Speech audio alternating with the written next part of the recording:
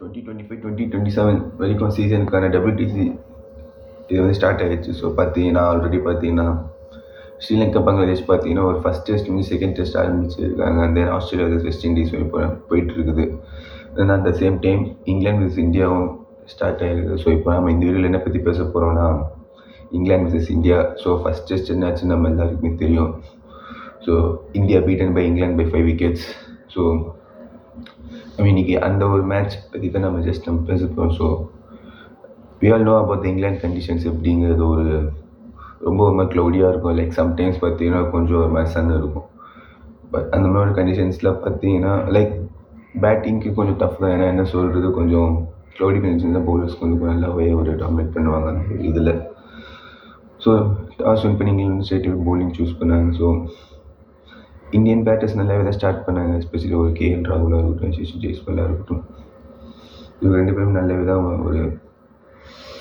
Start பண்ணாங்க. But அது ஒரு நல்ல ஒரு ஸ்டார்ட் வந்து ஒரு நல்ல ஒரு ஃபவுண்டேஷனாக இருந்துச்சு இந்தியன் டீம் தான் ஃபஸ்ட் இன்னிங்ஸில். ஸோ KL ராகுல் ஒரு 40s அடிச்சு அவுட் ஆன பெருசாக அதை கன்வெர்ட் பண்ண முடியல. பட் யசஸ்வி ஜெய்ஸ்வால் அதை நல்லா கன்வெர்ட் பண்ணி அது ஒரு 100 கன்வெர்ட் பண்ணார். ஸோ ஒரு பிரில்லியன்ட் நாக் அது. அதுக்கப்புறம் நம்ம எல்லாருமே மோஸ்ட்லி எக்ஸ்பெக்ட் பண்ண சாய் சுதர்ஷன், அவர் வந்து is gone for none.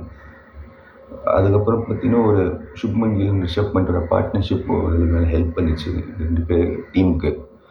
So day 1ல் பார்த்து 359 for 3 அப்படிங்கிற மாதிரி ஒரு மாதிரி கமெண்டபிள் பொசிஷனில் இருந்தாங்க. ஸோ டே 2ல் பார்த்தீங்கன்னா லைக் 2 பேரோட செஞ்சுரிக்கு அப்புறம் பார்த்தீங்கன்னா அந்த மேஜர் கொலாப்ஸ்.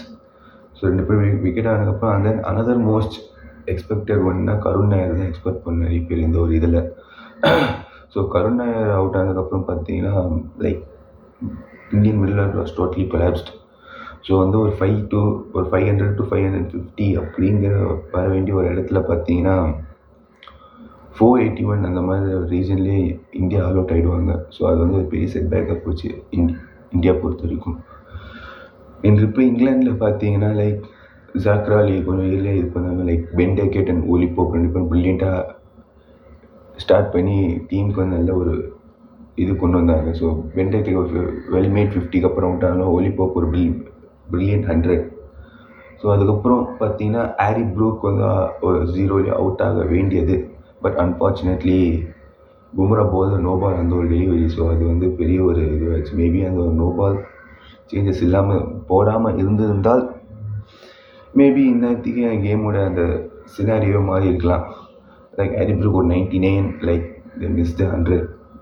ஸோ பும்ராவோட 5-4 ஹெல்ப்ஸ் டீம் இந்தியா டு பெரிய லீட் இருக்கலாம் ஒரு 6 ரன் லீட் இது பண்ணாங்க. ஸோ அந்த 6 ரன் லீட்லேருந்து இந்தியா கொஞ்சம் நல்லா அகெயின் ஒரு நல்ல ஒரு ஸ்டார்ட் கொடுத்தாங்க. லைக் ஜெய்ஸ்வால் இந்த வாட்டி கொஞ்சம் ஏர்லி அவுட் ஆனாலும் KL ராகுல் சுப்மன் கில் நல்ல ஒரு பார்ட்னர்ஷிப் பில்ட் பண்ணி கொஞ்சம் நல்லாவே கொண்டு போயிருந்தாங்க.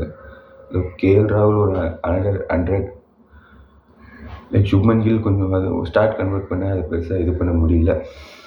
தென் ரிஷப் பண்ட் அகெயின் ஒரு நல்ல ஒரு செகண்ட் இன்னிங்ஸில். So another 100 for Rishabh Pant இந்த ஒரு மேட்ச்லேயே செகண்ட் இன்னிங்ஸில் பார்த்தீங்கன்னா KL ராகுல் ரிஷப் பண்ட் இவங்க 2 பேருமே நல்லா ஆடி இருந்தாலும் அகெயின் மேஜர் கொலாப்ஸ்ட். அகெயின் பார்த்தீங்கன்னா இந்தியன் டீம் வந்து மேஜராக கொலாப்ஸ் ஆச்சு. நல்லா ஸ்டார்ட் பண்ணாங்க, அதுக்கப்புறம் பெருசாக கன்வெர்ட் பண்ண முடியல. லைக் இயர்லி டப்புன்னு விக்கெட்ஸ் வந்ததில் பார்த்தீங்கன்னா ஒரு 370 தான் லீட் கொடுக்க முடிஞ்சுது இங்கிலாந்துக்கு. ஸோ 371 அப்படிங்கிற ஒரு டார்கெட். ஸோ ஆல்மோஸ்ட் எனக்கு தெரிஞ்சு ஓப்பனர்ஸை முடிச்சிட்டாங்க. எனக்கு தெரிஞ்சு மேட்ச் ஆல்மோஸ்ட் 60 to 70% கேம் வந்து ஓப்பனர்ஸை முடிச்சிட்டாங்க. ஜாக்ராலி பென் டேக்கெட்டுமே கொஞ்சம் நல்லா பார்ட்னர்ஷிப் பில்ட் பண்ணி பயங்கரமாக முடிச்சிட்டாங்க அந்த ஒரு இது. தென் அதுக்கப்புறம் ஜஸ்ட் என்னில் பார்த்தீங்கன்னா ஜஸ்ட் ஃபார்மாலிட்டிஸ் மாதிரி தான் ஒரு ஜோ ரூட் ஒரு வெல்மேட் 50, அப்புறம் ஜேமி ஸ்மித் இவங்கெல்லாம் ஓரளவுக்கு லாஸ்ட்டில் பில்ட் பண்ணதுனால பார்த்தீங்கன்னா இங்கிலாந்து வந்து ஈஸியாகவே இந்த கேம் வின் பண்ணிட்டாங்க. ஒரு famous chase for England. Already இதுக்கு மேலே 2022 தான் பார்த்தீங்கன்னா இங்கிலாந்து வந்து இந்தியா 380 390 சேஸ் பண்ணுவாங்க. ஸோ அதுக்கப்புறம் மறுபடியும் இன்னொரு சேஸ் 370ங்கிறது. ஸோ ஒரு டே 5 மாதிரி இல்லை ஒரு இதில் வந்து 370 சேஸ் பண்ணலாம். It's not easy one. Most of the teams எல்லாம் பார்த்தீங்கன்னா ட்ராக்கு தான் ஆட பார்ப்பாங்க. பட் இங்கிலாந்து வந்து அதை வின்னுக்கு போவாங்க. ஸோ அதான் this is the new England tester under the Brendon McCullum. So இந்த ஒரு கேமில் இன்னொரு மேஜர் ஃபேக்டர் அப்படின்னு பார்த்தீங்கன்னா நோ பால்ஸ். ஸோ 2 டீம்ஸை பார்த்தீங்கன்னா லாட்ஸ் ஆஃப் நோ பால்ஸ் போட்டாங்க. ஸோ அந்த ஒரு நோ பால்ஸ் தான் எனக்கு தெரிஞ்சு மேட்ச்லேயே ஒரு பெரிய டிஃப்ரென்ஸாக இருந்துச்சு. நான் ஆல்ரெடி சொன்ன ஜஸ்ட் அந்த no ball against Harry Brook, maybe Harry Brook out ஆகிருந்தால் அந்த ஒரு இதே மாதிரி இருந்திருக்கலாம். ஸோ இதுக்கப்புறம் இந்தியாவுக்கு வந்து ஒரு பெரிய செட்பேக்ஸ் நிறைய இது செகண்ட் இன்னிங்ஸில் பார்த்து நிறைய கேச்சஸ் ட்ராப்ஸ் அது மிஸ்ஃபீல்ட்ஸில் நிறைய இருந்துச்சு. ஸோ இதெல்லாம் பெரிய செட்பேக் இருந்துச்சு. அந்த செட்பேக்லாம் தாண்டி இந்தியா எப்படி வர நம்ம வெயிட் பண்ணி தான் பார்க்கணும். இங்கிலாந்துக்கு ஒரு brilliant starting first test.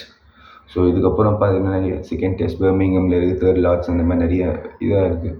So let's wait for the remaining of test. So India இந்த ஒரு இதுலேருந்து கம்பேக் பண்ணுவாங்க அப்படின்னு எக்ஸ்பெக்ட் பண்ணலாம் ப்ளீஸ்.